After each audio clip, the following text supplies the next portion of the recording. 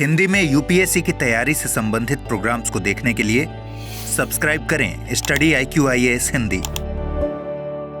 नमस्कार दोस्तों, मैं हूं ओम द्विवेदी। स्वागत करता हूं आपका स्टडी IQIAS हिंदी के इस प्लेटफॉर्म पे। दोस्तों, आप लोग जानते हैं कि भारत कच्चा तेल लगभग 85% तक दूसरे देशों से मंगाता है और भारत में 3 SPR मौजूद हैं, मतलब strategic petroleum reserves. Strategic petroleum reserves क्या करते हैं, इस पर हम चर्चा करेंगे, लेकिन फिलहाल के लिए आप बस इतना समझ लीजिए कि ये जो मैनेजमेंट का काम है ये सरकार अपने हाथों में अभी तक इसने रखा है। अब पहली बार ऐसा होगा, पहली बार इंडिया ने एम किया है कि पहला स्ट्रेटेजिक पेट्रोलियम रिजर्व है जो वो बनाएंगे किसके साथ, प्राइवेट कंपनी के साथ मिलके, मतलब इसका मैनेजमेंट है जो वो प्राइवेट कंपनीज के साथ मिल करके किया जाएगा।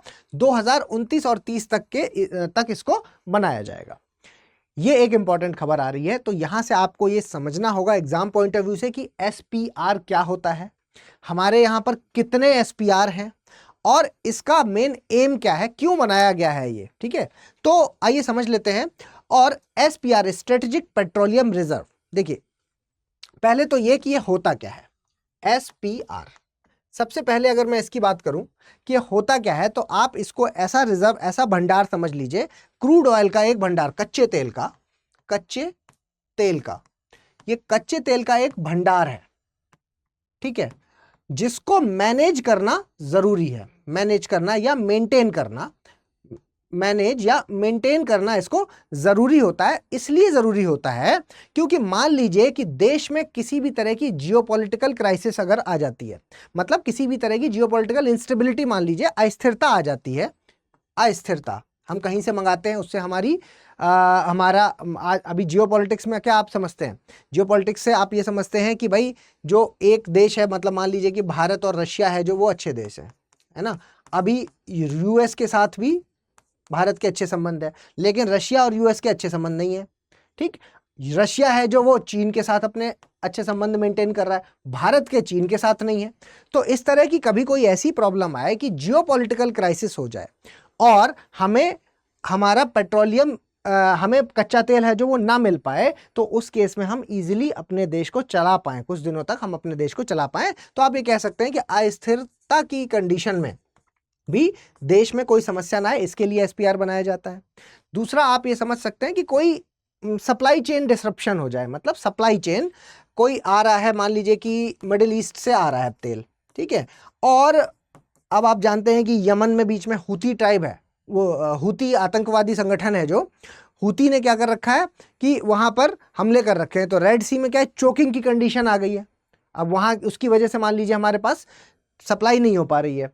तो ऐसी जब भी कंडीशन आ जाए तो उस केस में हमारे पास ऐसे रिजर्व्स मौजूद होने चाहिए। इसीलिए आप समझ पा रहे होंगे स्ट्रेटेजिक मतलब रणनीतिक, ठीक है, पेट्रोलियम रिजर्व मतलब भंडार, ऐसे भंडार हमारे पास मौजूद होने चाहिए कि देश चलता रहे। ठीक है, इसके लिए भी एक कंडीशन बना रखी है, जितने भी इंटरनेशनल एनर्जी एजेंसी के हिसाब से जो भी ये देश हैं वो सब कम से कम इतना भंडार रखेंगे कि 90 दिन तक का भंडार उनके पास होना चाहिए। 90 दिन तक का भंडार उनके पास, रिजर्व्स हैं जो वो उनके पास होने चाहिए। अभी रिसेंटली एक रिपोर्ट आई थी जिसके हिसाब से, फरवरी में जो रिपोर्ट आई थी, इसने बताया कि भारत के पास मात्र, आप अंदाज लगाइए कितना होगा, मात्र 66 दिन का रिजर्व्स मौजूद है इस रिपोर्ट के अनुसार। ठीक है, जबकि होना चाहिए कम से कम 90 दिनों का।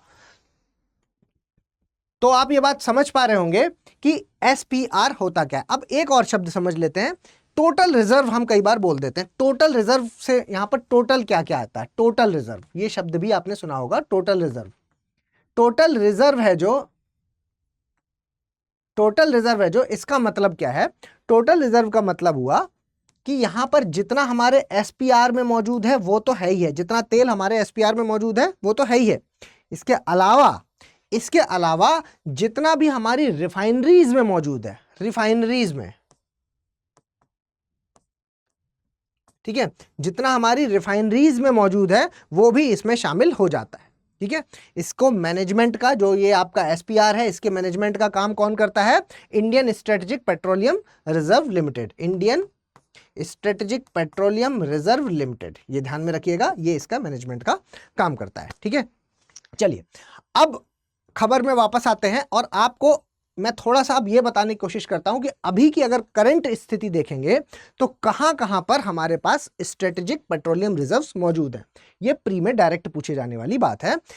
याद रखिएगा कि आपको ये ध्यान में रखना है कि एक है आपका पड्डूर, एक है आपका मैंगलोर। ये दोनों कहां पर आ जाएंगे? ये दोनों आ जाएंगे, ये दोनों आपके कर्नाटक में है, ठीक है, कर्नाटक में। और इसके अलावा विशाखापत्तनम आपका आंध्र प्रदेश में आ जाएगा, ठीक। इनकी तीनों की कैपेसिटी आप ये देख लीजिए। इन तीनों की अगर आप ये कैपेसिटी देखेंगे तो लगभग आप ये पाएंगे कि ये capacity 5.3 million metric ton, 5.3 million metric ton के आसपास है। इसके अलावा दो और, ठीक है, ये भी डायरेक्ट पूछा जा सकता है, दो और ऐसी लोकेशंस है जहां पर आपके एसपीआर्स बनाए जा रहे हैं। एक तो यही पड्डूर वाला है जो इसकी कैपेसिटी को बढ़ाया जा रहा है। कितना और ज्यादा बढ़ाया जा रहा है ये आप ये देख पा रहे होंगे कि ये दोनों का मिला लेंगे तो पड्डूर वाले का 2.5 मिलियन मेट्रिक टन है जो बढ़ाया जा रहा है। और इसके अलावा चांदीखोल जो कि आपका उड़ीसा में है, ठीक है, उड़ीसा में, चांदीखोल उड़ीसा। तो ये नाम आपको याद रखने, ये चारों नाम आपको याद रखने, चांदीखोल उड़ीसा, विशाखापट्टनम, पद्दूर और मैंगलोर, ठीक है। तो इसकी कैपेसिटी कितनी हो जाएगी? 6.5, ठीक। तो इतनी कैपेसिटी और ज्यादा इसको बढ़ाया जा रहा है, ठीक है। तो अभी की अगर हम बात करें तो ये फैक्ट आपको पूरी तरीके से ध्यान में होने चाहिए। इसके अलावा मैं आपको कुछ और चीजें बता देता हूं कि भाई ये जो स्टेप लिया है जिसमें भी प्राइवेटाइजेशन या प्राइवेट कंपनीज के साथ मिलकर के मैनेज करने की बात हो रही है, तो ये क्या कोई नई बात है? क्या पहली बार ऐसा हो रहा है विश्व में? नहीं, ये मॉडल जापान में और साउथ कोरिया में पहले से भी चल रहा है। वहां अगर आप देखेंगे तो वहां पर कंप्लीट मतलब पूरी तरीके से 100% इसको क्या कमर्शियलाइज किया गया है, पूर्णतः कमर्शियलाइज किया गया है, पूर्णतः इसको वाणिज्यीकरण किया गया है। किसका? एसपीआर्स का, ठीक है, एसपीआर्स का वाणिज्यीकरण पूरी तरह से पूर्णतः किया गया है। लेकिन भारत में क्या चलता है? भारत में अभी आंशिक वाणिज्यीकरण जो है वो व्यवसायीकरण चलता है। मतलब जो ट्रेड है जो वो आप आंशिक तौर पर कर सकते हैं, पूरा कंप्लीट ट्रेड यहां पर नहीं किया जा सकता। अब भारत में कैसे चलेगा, क्या होगा, ये तो जब पूरा ड्राफ्ट आ जाएगा तभी पता चलेगा। अभी फिलहाल के लिए बस आपको इतना जानना है कि जापान का मॉडल और तो साउथ कोरिया का मॉडल में पूरी तरीके से होता है, भारत में अभी आंशिक तौर पर जो है वो ट्रेड हुआ करता है इस चीज का, ठीक है। इसके अलावा जो बात मैंने आपको बताई कि ये देखिए 90 दिन तक की कम से कम अंतर्राष्ट्रीय ऊर्जा एजेंसी में जो भी शामिल हो, एक तो ये है कि अगर इसका आपने विस्तार किया तो भारत को अंतर्राष्ट्रीय ऊर्जा एजेंसी में शामिल होने में भी मदद मिलेगी और इसके अनुसार 90 दिनों तक का कम से कम भंडारण होना चाहिए, ठीक है।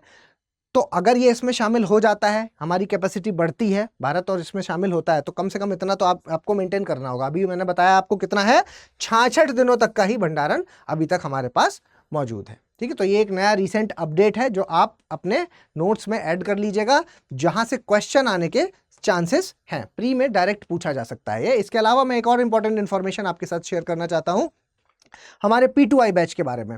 आप देख सकते हैं यहां पर इस वक्त ये जो आज लास्ट डेट है 4 अप्रैल लास्ट डेट है हमारे इस बैच की। अगर आप इसमें एडमिशन लेना चाहते हैं तो आज आप इसमें एडमिशन ले लीजिए। ओम लाइव कोड का इस्तेमाल करेंगे तो 29,999 में एडमिशन तो मिलेगा ही मिलेगा, साथ में 18 किताबों का सेट भी आपको दिया जाएगा। ये दोनों चीजें इसमें शामिल हैं। सारा P2I बैच है ये, तो प्री से लेकर के इंटरव्यू तक की कंप्लीट प्रिपरेशन इसमें कराई जाएगी, ठीक है। सारा इसमें जो मटेरियल है वो आपको दिया जाएगा, सारी तैयारी है जो वो इसमें कराई जाएगी। कंप्लीट प्रिपरेशन मतलब प्री को अलग ध्यान में रख के भी कराया जाएगा। मेंस के लिए आप जब प्री पास कर लेंगे तो रेजिडेंशियल फैसिलिटी भी इसमें मौजूद है। इसके अलावा जब आप इंटरव्यू वाली स्टेज पर आएंगे तो आपके मॉक टेस्ट भी इसमें शामिल करे जाएंगे। मतलब A to Z जो एक स्टूडेंट के लिए ज़रूरी होता है हर एक चीज़ इस बैच में शामिल की गई है। चलिए, अगर आप मेरे ये PDF चाहते हैं या मेरे साथ टेलीग्राम पर जुड़ना चाहते हैं तो इस QR कोड को स्कैन करके भी जुड़ सकते हैं, या फिर ओम द्विवेदी स्टडी IQ सर्च करेंगे तो मिल जाएगा, या ओम द्विवेदी 007 पर आप मुझे पर्सनली भी मैसेज कर सकते हैं। जल्दी मिलेंगे किसी और लेक्चर में, तब तक के लिए धन्यवाद। हिंदी में UPSC की तैयारी से संबंधित प्रोग्राम्स को देखने के लिए सब्सक्राइब करें स्टडी IQ IAS हिंदी।